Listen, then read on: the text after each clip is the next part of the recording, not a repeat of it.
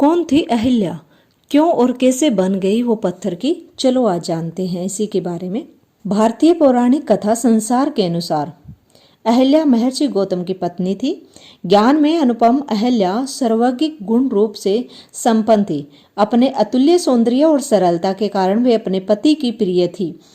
इसके साथ ही वे अपने पति के प्रति पूर्ण रूप से समर्पित थी, इसीलिए उन्हें सती अहिल्या का नाम मिला हुआ था। दोनों ही पति पत्नी धर्म का पालन करते हुए प्रेम रस में परिपूर्ण दाम्पत्य का निर्वहन कर रहे थे।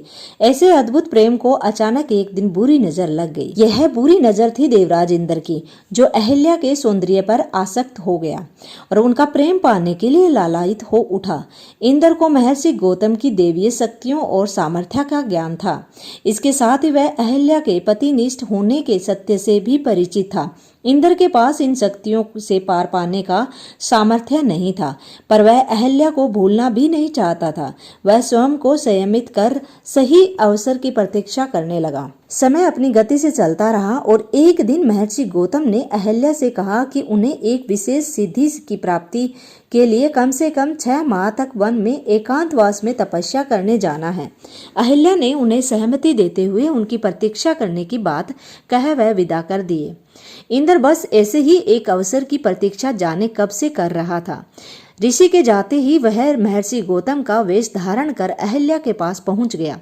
पति को वापस देख जब अहिल्या चौंकी तो उनके प्रेम जताते हुए कहा कि उनके सौंदर्य पास ने वन में जाना असंभव बना दिया, इसीलिए तपस्या का विचार छोड़ वापस आ गया। पति की बात सुनकर अहिल्या का मन मयूर नाच उठा था और वे दोनों ही पहले से ही अधिक प्रेम से जीवन का आनंद लेने लगे। देखते ही देखते 6 माह का समय बीत गया और एक दिन अहिल्या ने सुबह सवेरे अपने आंगन में अपने पति की चिर परिचित पुकार सुनी, जबकि ऋषि का रूप धरे इंद्र तब तक सो ही रहे थे। एक पल में ही अहिल्या को अनर्थ का ज्ञान हो गया।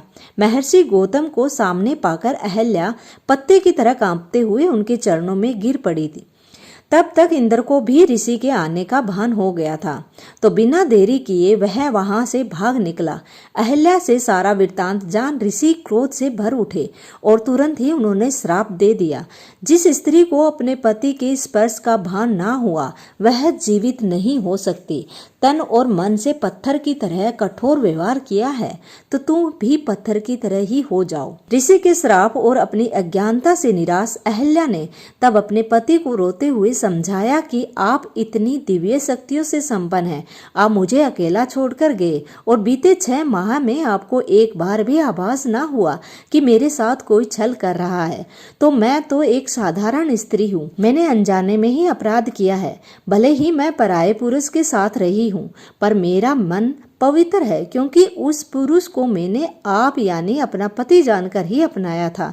तन और मन दोनों से ही मैं अपने पति के साथ ही थी। अहिल्या की बात सुनकर ऋषि उनसे सहमत हुए और कहा कि जब तो श्राप दिया जा चुका है उसे वापस नहीं लिया जा सकता, किंतु त्रेता युग में भगवान विष्णु श्री राम का रूप में अवतार लेंगे और वनवास के दौरान तुम्हें स्पर्श करेंगे। उनके स्पर्श से ही तुम्हारा पाप धुलेगा और तुम वापस अपने स्त्री रूप को प्राप्त करोगी।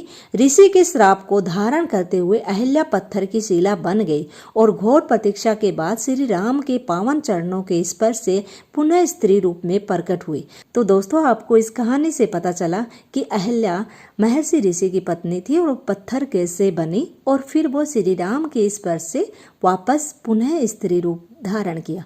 वीडियो अच्छा लगा तो video like, share and subscribe करना। थैंक यू दोस्तों।